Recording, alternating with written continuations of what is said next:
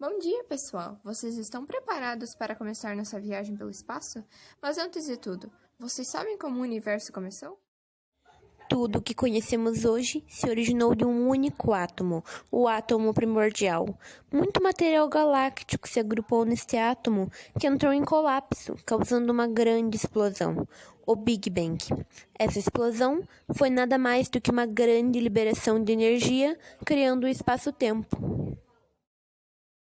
Essa teoria foi idealizada por George Edward Lemaitre, que se baseou nas ideias de Albert Einstein e também nas de Alexander Friedman, mas só se popularizou quando Edwin Hubble entrou em cena. Ao expandir-se, o universo também se resfriou. Cerca de 1 milhão de anos após a explosão, a matéria e a radiação luminosa se separaram e o universo tornou-se transparente. Com a união dos elétrons aos núcleos atômicos, a luz pôde caminhar livremente. Cerca de 1 bilhão de anos depois do Big Bang, os elementos químicos começaram a se unir, dando origem às galáxias. Depois de termos entendido como tudo se originou, vamos aprender um pouco mais sobre corpos celestes. Primeiramente, vocês sabem o que são corpos celestes? Os corpos celestes são toda e qualquer matéria que pertencem ao espaço sideral e estão em constante movimento. Seu movimento se dá pela lei da gravitação universal. Como eles se movimentam em torno das estrelas, são atraídos pelo campo gravitacional delas. Os principais corpos celestes, incluindo o que nós habitamos, são os planetas. Eles são compostos por rochas e metais, mas cada um deles tem suas próprias características. A Terra, por exemplo, possui a crosta terrestre, a camada superficial e sólida que circunda. Logo após, vem o manto e bem no centro temos o núcleo, a camada mais quente da Terra. Ela é separada em núcleo externo, formado por níquel e ferro líquido, e núcleo interno, que também é formado de níquel, mas com ferro sólido. Todos os planetas orbitam em torno do Sol devido a seu campo gravitacional. Em nossa galáxia, temos 8 planetas: Mercúrio, Vênus, Terra, Marte, Júpiter, Saturno, Urano e Netuno. Mas como surgiu a vida na Terra? Para responder essa pergunta, primeiro precisamos saber o que é vida. Tudo que há de vivo no universo é composto de carbono, hidrogênio, nitrogênio, fósforo e enxofre, os elementos biogênicos. Esses elementos, quando misturados para que se tornem algo vivo, apresentam diversas reações químicas. E para responder à pergunta de como a vida surgiu, o homem desenvolveu diversas teorias. A primeira delas foi a geração espontânea. Como eles ainda não conheciam os germes e as células, a ideia que foi apresentada diz que a vida surgia de matéria inanimada. Por exemplo, se deixassem panos sujos com restos de trigo, surgiriam ratos. A segunda teoria apresentada foi a da panspermia. Nessa, eles defendiam que a vida veio do espaço para cá em um meteoro. E por último, a teoria mais aceita e a mais lógica também, a biogênese, defendida e provada por Louis Pasteur. Ele diz que a vida surge de outra vida. Francesco Redi fez um experimento, onde ele utilizou 2 potes de vidro e nos 2 pôs pedaços de carne. Um frasco foi fechado com gaze e o outro permaneceu aberto. Assim, o que estava aberto, surgiram as larvas. Dessa forma, ele comprovou a teoria. Mas claro que a Terra por si só também nos forneceu e fornece condições de vida. Nela, temos em abundância água e oxigênio. Além disso, a distância que estamos do Sol, as camadas da atmosfera e gravidade, a temperatura, a influência da Lua e vários outros fatores que colaboram para que haja vida na Terra. Aqueles que orbitam os planetas são chamados satélites. Na Terra, temos a Lua como satélite natural, que foi formada pelo choque de outro planeta com o nosso.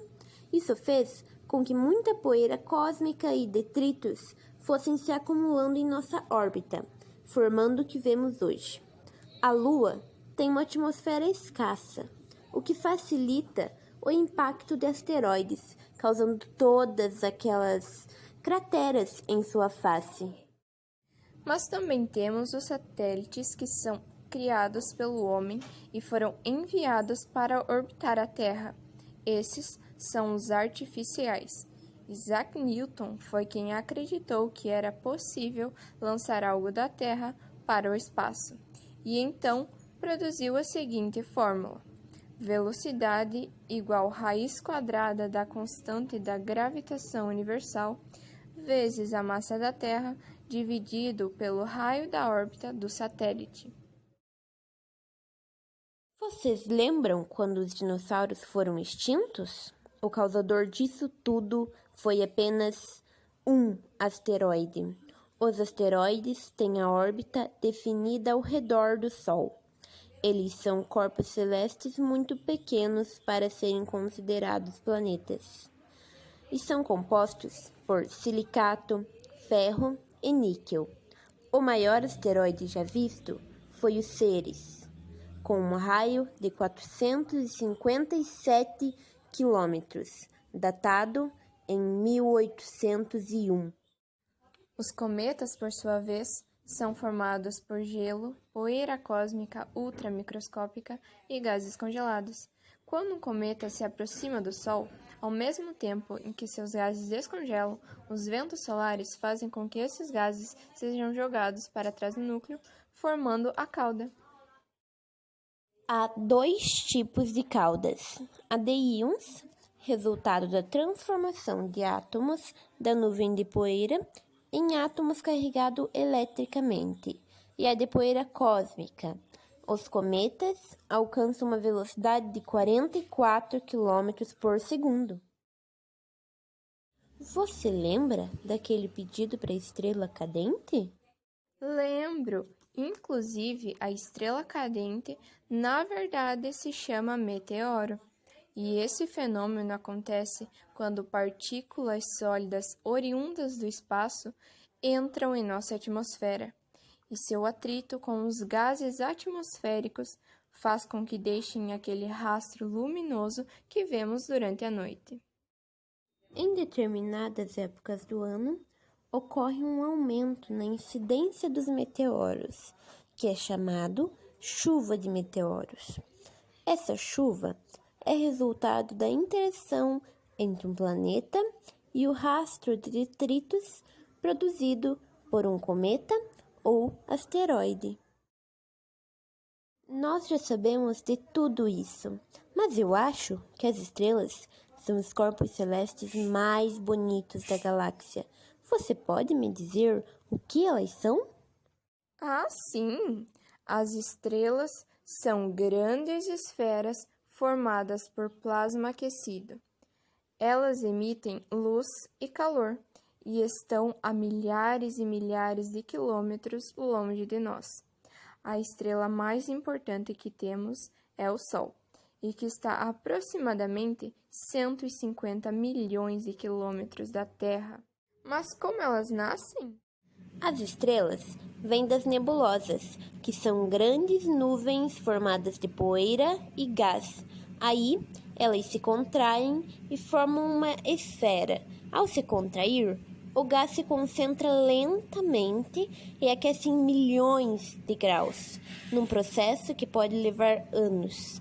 Assim, é formada uma protoestrela, e somente depois de atingir uma temperatura altíssima dão início às reações nucleares, das quais resultam as estrelas. Bom, eu sei como as estrelas nascem, mas como elas morrem? O Sol, por exemplo, gasta 600 toneladas de hidrogênio a cada segundo.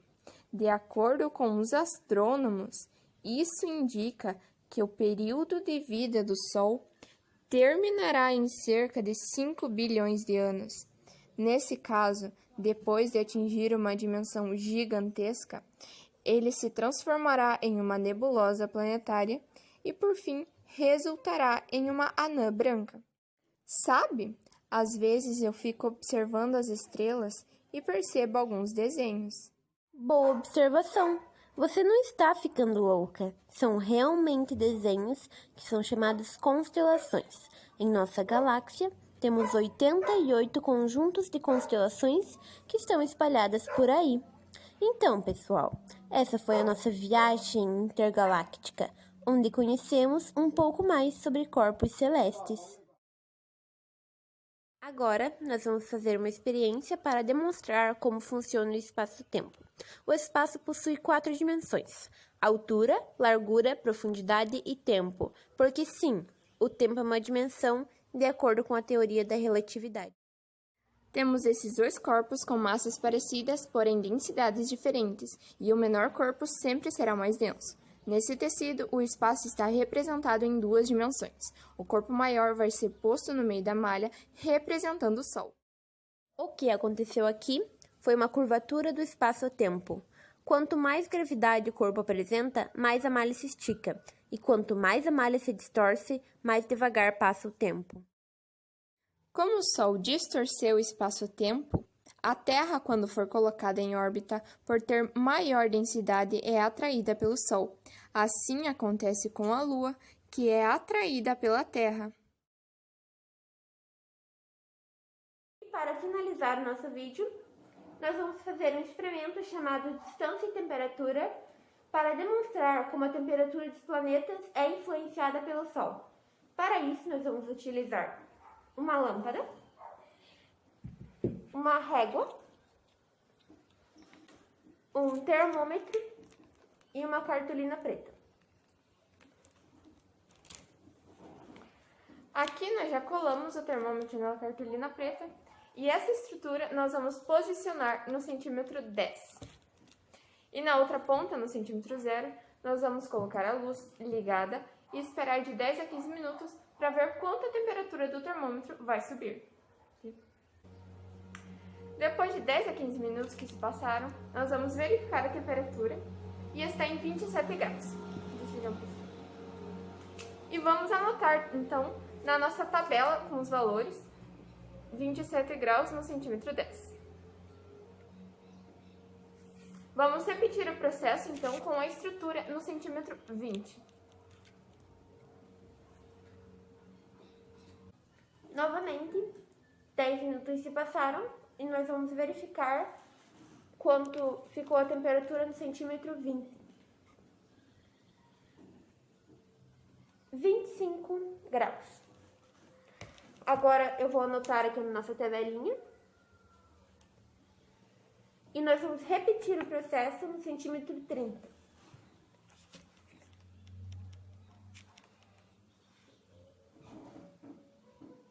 Novamente se passaram 10 minutos e nós vamos verificar qual foi a temperatura do termômetro no centímetro 30.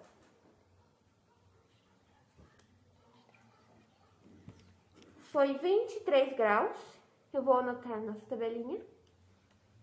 E nós já percebemos uma diferença de 2 graus a cada 10 centímetros.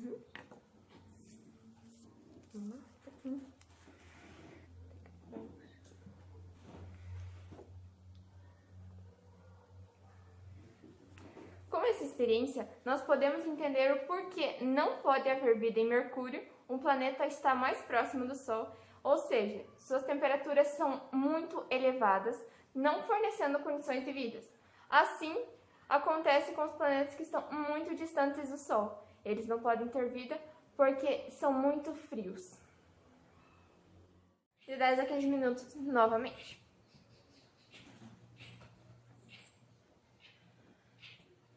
Eu quero samba! Eu quero voar! E voar! Tá, 18 e 30, gente. 30.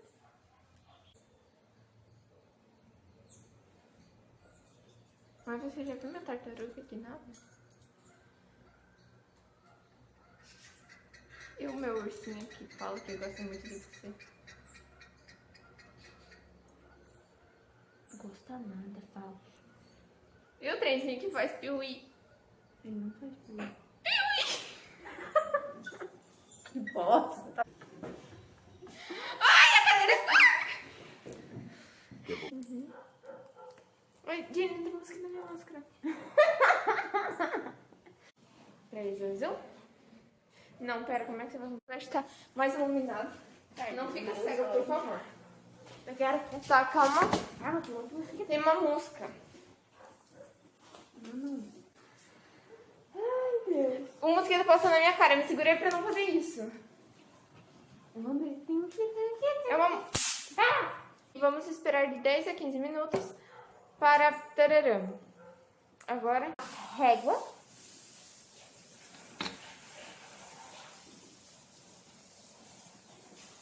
Já, você vai aí, dá pra parar um pouco. Nós estamos tentando gravar aqui.